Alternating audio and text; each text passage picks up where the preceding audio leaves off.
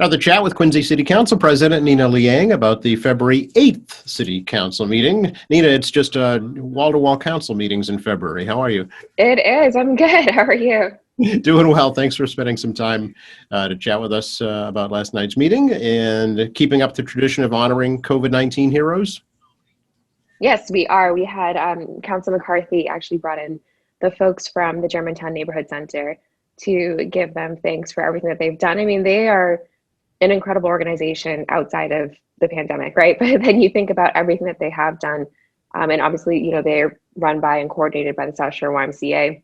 You think about everything that they have done with respect to, you know, providing the food bank to folks in the neighborhood, to making sure that, you know, they're working with Father Bill's, the homeless shelter, to have, you know, extra space for folks to go and stay if they needed it.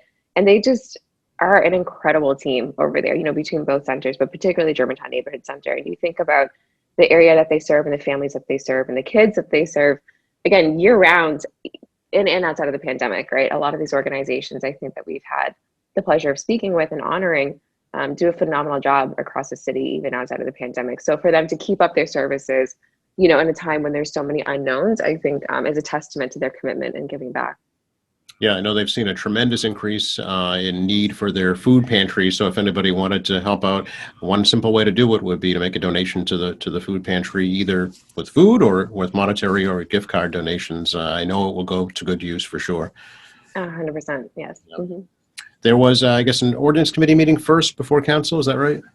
Yes, that's correct. We had the ordinance committee meeting for 3 items. One was on making a change to the language right now on how we're posting and advertising for jobs within city government. The second was making an amendment to the business licenses and regulations section and just adding some language about providing the city more control over the business licenses should any, you know, business licenses go under investigation or get pulled for any reason. We as a city want to be able to get those licenses back, as we should, since they're business licenses for, you know, Quincy businesses and they're, you know, they're ours. And so it gives us a little bit more teeth in that process.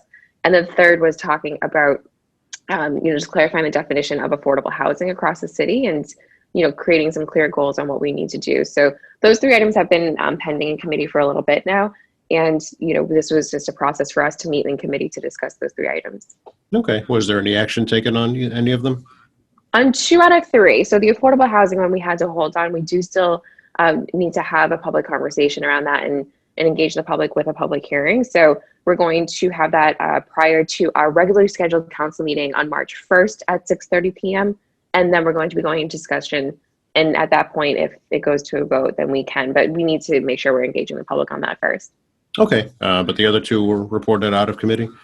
They were positively out of committee. Mm-hmm. Oh, okay. And were they voted on at the full council meeting or no? They were, and both of them passed. Mm-hmm. They were? Okay. I'm guessing the biggest topic last night was the COVID-19 vaccination clinic update, right? Yes. You know, I can't believe a week has already gone by. It's very strange, the passage of time this past year. I've noticed that I keep saying last year referring to 2019, and last year is 2020. It's very strange how quickly it's gone by, but then also how much happens within that time. And similarly, so this week, it's been a week and a day now since the administration and the folks in partnership with Michelle over at the Recreation Department, and of course, our incredible partner at Manit, have launched the city's programming with what we're going to do with providing vaccinations. And it was just helpful to get an understanding of where we are in the city and what we can do to support residents who are now eligible to get the vaccine. So of course, you know, this is a top-down impact, right? It's whatever the federal government is providing to each of the states, and then the state provides to each of the cities and towns that we can then implement.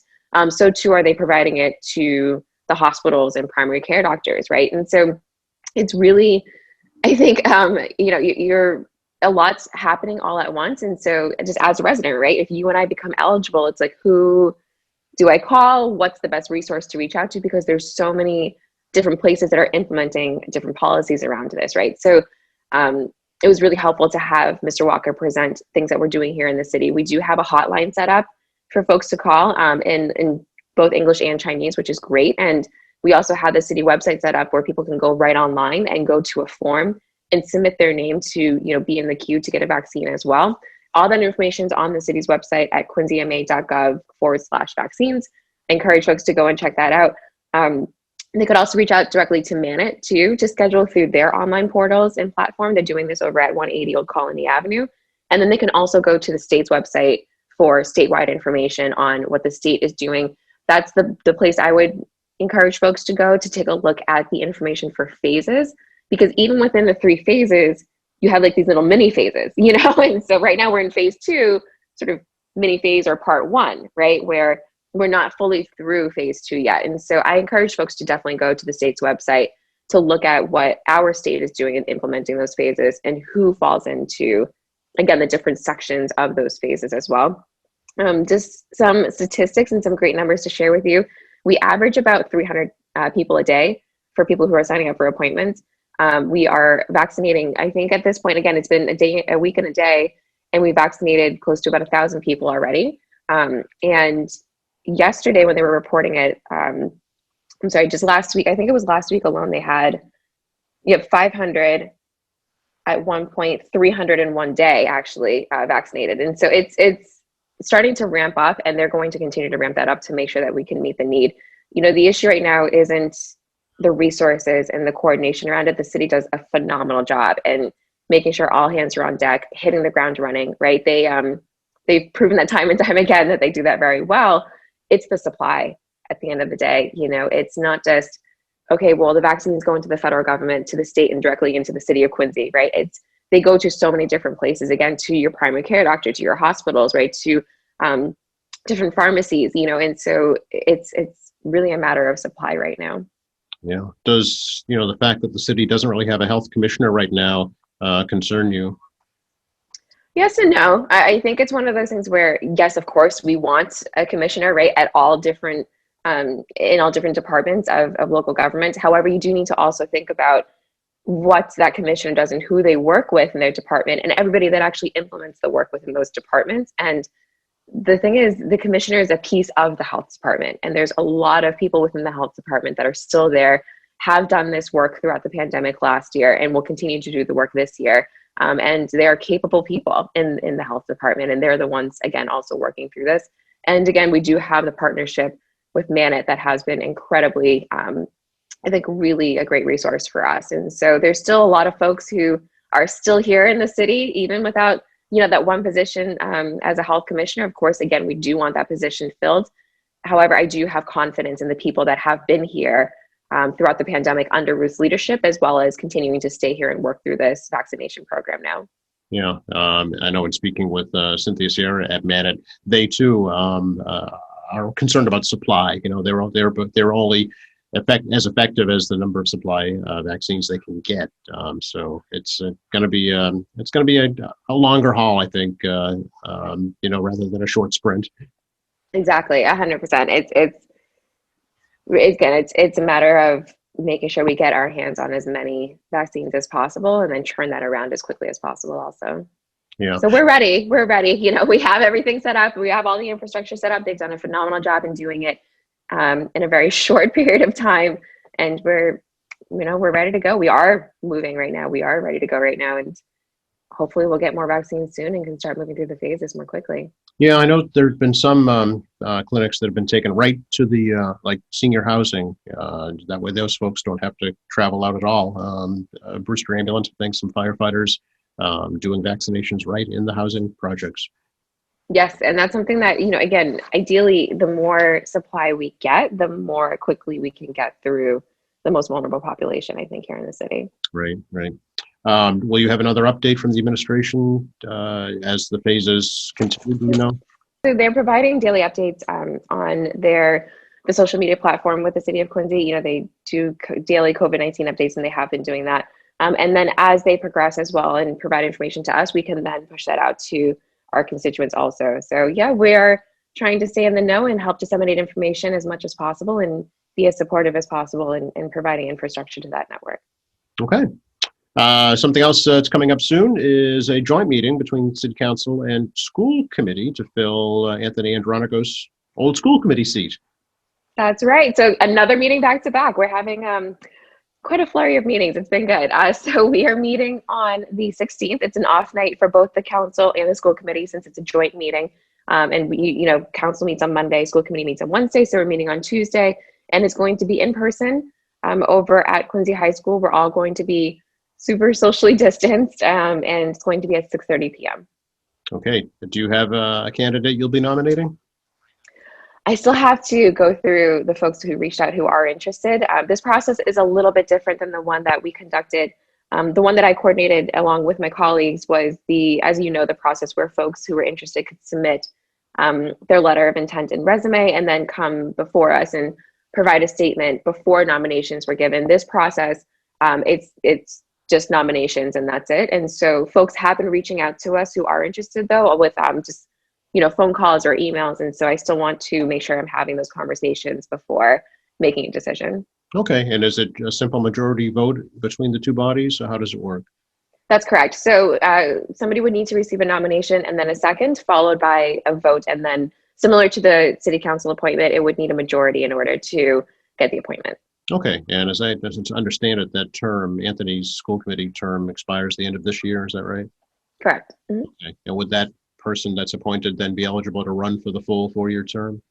Oh, 100%. Yes. Whoever is interested should absolutely, consider running for the seat, just like any of the seats that are up for election and people who are interested for it, right? I mean, this is how government works. We want to make sure that people are engaged in this process. Okay, very good.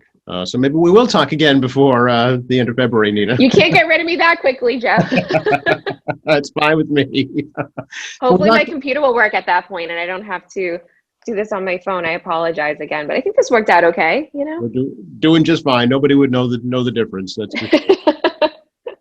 Good. Talk a little bit about some healthy discussion around a resolution proposed by Councillor Kane regarding getting kids back into the classrooms. Yeah, so this was something that I was in support of as well, and I appreciate that Councillor Kane brought this to the council for us to, have this in front of us that we can talk about it and address it and, share all of our support, right, in providing the safest path for teachers, administrators, and students and their families to get back into the classroom. And so, as you said, it was a healthy conversation, I think, because, and some of my other colleagues who were not in support of this, I think brought up a good point, is that ultimately, this is within the school committee's purview and they have been working nonstop. I mean, Joe, you said, you mentioned and we talked about meeting back-to-back meetings. School committee has been meeting nonstop. And this is, something that they have taken as their priority, right? And we're talking within the last year, they've been meeting nonstop. And this is the middle of having to also look for a superintendent, right? And so they've done a phenomenal job in making sure that this is a priority for them. And some of my colleagues in the council brought up, again, a good point, I think, in making sure that this isn't coming across as us trying to take over that process or insert ourselves in that process, right? This is entirely a process that we want to be in support of, right? And so, again, I think there were some really valid concerns that were brought up in the interpretation of this resolve. Again, for myself personally and some other folks who supported the resolve, I believe understood that Councillor Kane brought this forward to have an intentional show of support for the incredible, difficult, and hard work that the school committee has done in trying to move this forward. Yeah, I know it passed with 5-4 votes, so it was close. But the overall intent, I think, even for folks who didn't vote in support of it, understood, the motive behind it. Correct. Yes, and I fully respect and see the perspective that some of my colleagues, again, who didn't vote to support it, are coming from. It's the intent versus impact, right, and the perception of some of the language around that. Some folks that could read that and think, is this us trying to, insert ourselves at all in overstepping? And I completely respect that perspective. Again, just for me personally, and in my conversations with Councillor Kane, understood that it wasn't that at all, and it was, again, an intentional show of support. Sure, absolutely. We should end with something fun, Nina. Lunar New Year.